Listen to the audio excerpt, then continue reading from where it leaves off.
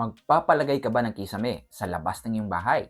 Ano nga ba ang ideal na materyales para dito? Hardiplex ba, metal spandrel, or PVC panels? Usapang exterior ceiling tayo mga ka-arki. Manood at matuto.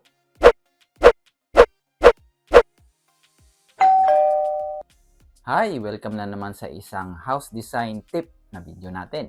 At kung naghahanap ka ng videos all about house design and construction, well, you're in the right place. By the way, ako nga pala ang yung Kuya Architect na maghahatid sa inyo ng mga tips and information para gawing mas maayos, mas budget efficient, at syempre para maging maganda ang itatayo niyong bahay. So kung interesado ka sa mga video ito, ano pang hinihintay mo? Mag-subscribe na dito sa ating channel.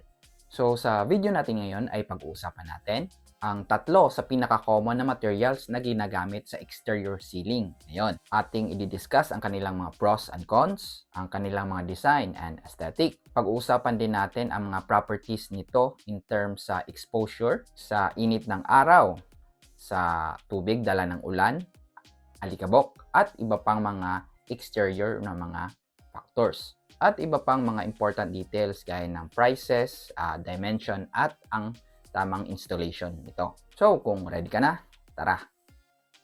Exterior ceiling materials. Anyway, bago tayo mag-proceed sa ating main discussion, meron na pala tayong ginawang video all about ceiling materials para sa interior or sa loob ng ating bahay. So, ano-ano ba dapat ang malaman mo ukol sa mga materials na ito? You can watch it later pagkatapos mong panoorin ang video ito. Links on the description below. Unang exterior ceiling material, ang Paisim board.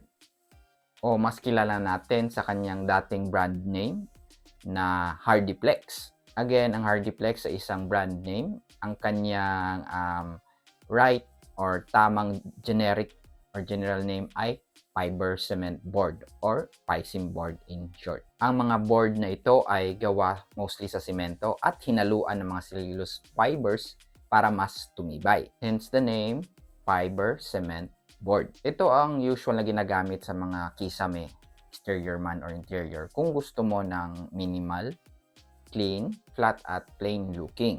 Unang advantage nito ay ang pagiging weather resistant. Unlike sa kahoy na prone to water damage at sa mga metal materials na prone sa pangangalawang, masasabi natin na ang fiber cement board ay isa sa mga materyales na kayang tumagal sa exposure sa mga elements sa labas ng ating bahay, init man ito or ulan. Pwede kang gumamit ng mga 3.5 mm thickness para sa mga kisame sa labas na hindi masyadong kalakihan tulad ng mga roof soffit o yung gilid ng ating mga bubong, mga smaller balconies at sa mga canopies. At gumamit naman ng mga 4.5 mm na thickness or kapal ng isang fiber cement board for larger areas gaya ng porch area or sa lanay na mga spaces. Second advantage nito is the price and availability.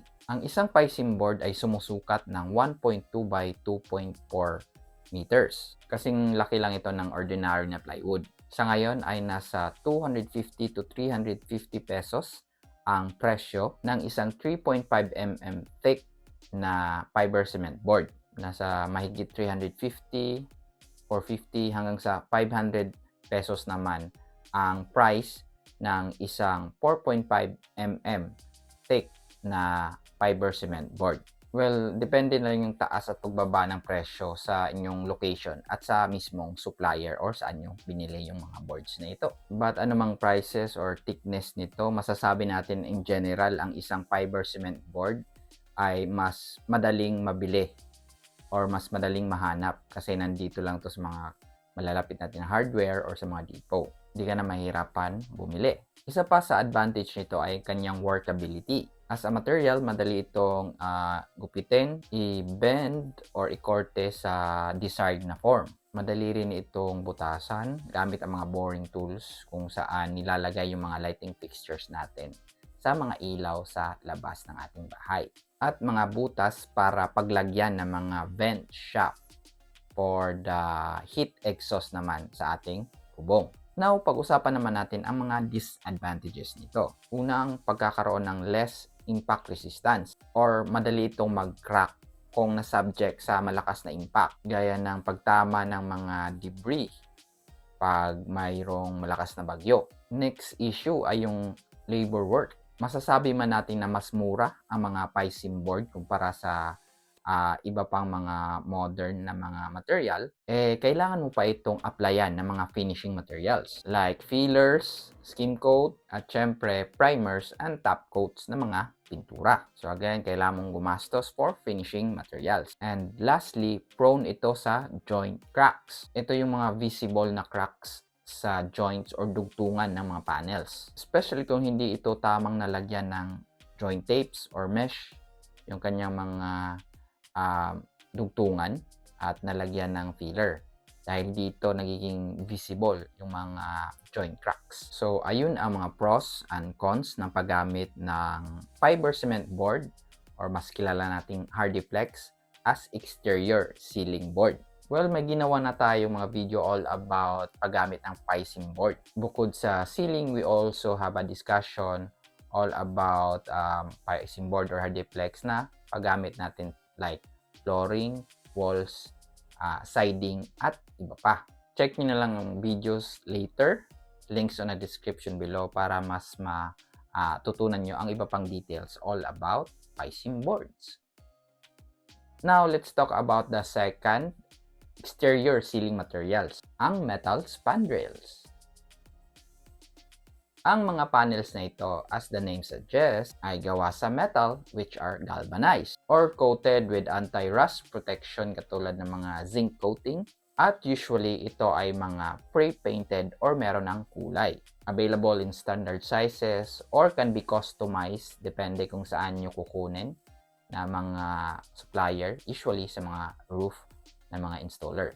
So ano naman ang kagandahan or mga advantages ng isang metal spandrel sa labas na kisame ng ating bahay? Una, aesthetic. Kung gusto mo na merong mga grooves and articulation yung mga roof soffit mo sa labas, well, isa ito sa best option. Second advantage is faster installation. Since pre-painted na ang mga panels nito, ay hindi mo na kailangan mag-skim coat or magpintura pa. Anyway, ang mga dimension ng isang metal spandrel na for ceiling panels, especially sa mga ceiling soffits, ay nasa 0.5, 0.8 hanggang sa 1 to 1.2 meters ang kanyang haba.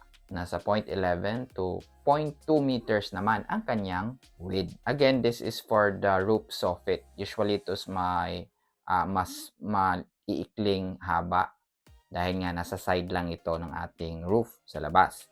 Kung gusto mo naman ng mas malalapad, meron namang mga customized na length for, again, areas like the porch or lanay na mas mahahaba yung kailangan length ng mga spandrel na ceiling. Isa rin sa advantage nito ay hindi ka na mag-worry about joint cracks. Ang mga metal spandrel panels kasi ay merong mga concealed joint pag na-install. So, nag-i-interlock sila sa kanilang mga edges. Again, concealed or hindi halata dahil sa kanang korte ng kanilang mga edges. At syempre, dahil gawa sa metal, isa sa advantage nito ay kanyang durability. Usually, ulit, ang mga metal spandrel na ito ay may mga rust protecting coating. So, hindi ito basta-basta mga ngalawang.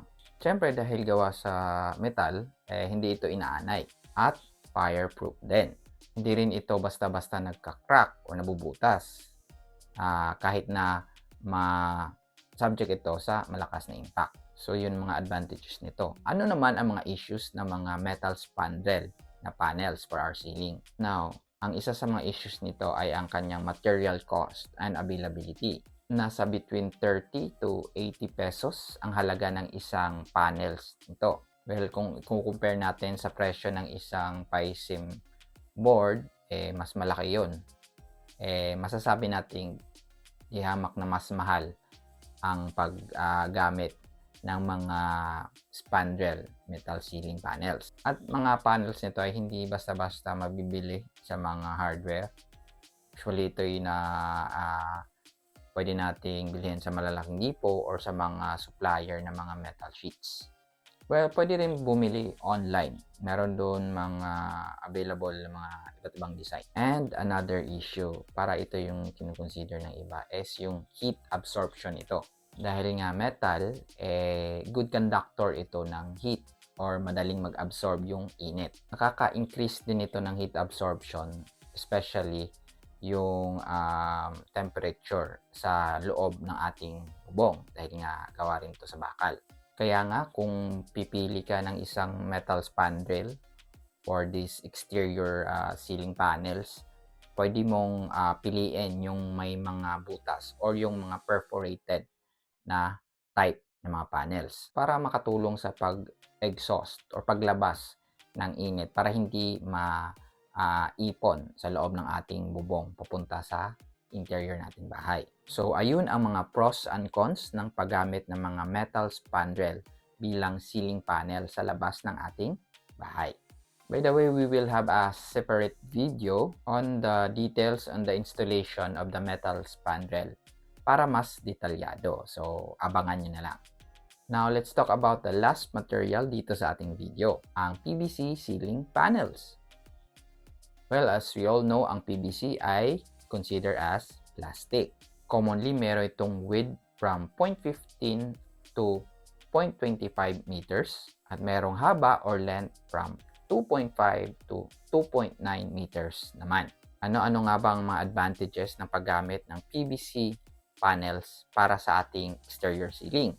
Well, una, aesthetic. If gusto mo na mga wooden finish para sa iyong mga kisame, well, ang PVC panels ay mas mukhang natural compare naman sa metal spandrel. So, mas mukha itong tunay na kahoy. Second advantage, since plastic nga ito, ay hindi ito absorbent sa tubig. Kahit mabasa, hindi nabubulok, hindi nangangalawang. Less heat absorbent din ito dahil again, plastic, hindi madaling mag-absorb ng init. Faster din ang installation nito. One, hindi na ito kailangan pinturahan dahil it comes with pre-painted or mayroon ng mga pre-design ang kanyang mga panels. So, pwede ka nang pumili ng iba't ibang design gaya ng mga solid colors or yung mga wooden texture na mga panels. At hindi mo na rin poproblemahin yung mga joints kasi just like the spandrel na mga panels, ang mga PVC panels din ay nagkaka-interlock sa kanilang mga edges at nakukoncealed ang kanilang mga joints. So, yun yung mga advantage ng paggamit ng PVC panels. Ano naman ang mga issues nito? Well, one, dahil gawa sa plastic, less durable ito. Especially kung subject to wind forces. So, pag may bagyo, most likely, mas madali itong matuklap. At mas madali ring mabutas. Low yung kanyang impact resistance. At kung nakabili ka ng mga mas low ang standard, or mga quality ng isang PVC panel, pwede itong lumutong or mag-flaking sa katagalan kung na-expose sa init at ulan. So, ayun ang mga 3 most common material for your roof soffit or exterior ceiling. Sana nakatulong ang videong ito. Kung meron kayong katanungan or meron kayong opinion sa ating mga topic, ay isulat nyo lang ito sa ating comments below. At huwag ring kalimutang mag-like, share, at kung hindi pa, please do subscribe. Muli, ito ang iyong Kuya Architect. Deserve mo ang maayos at magandang bahay. Bye!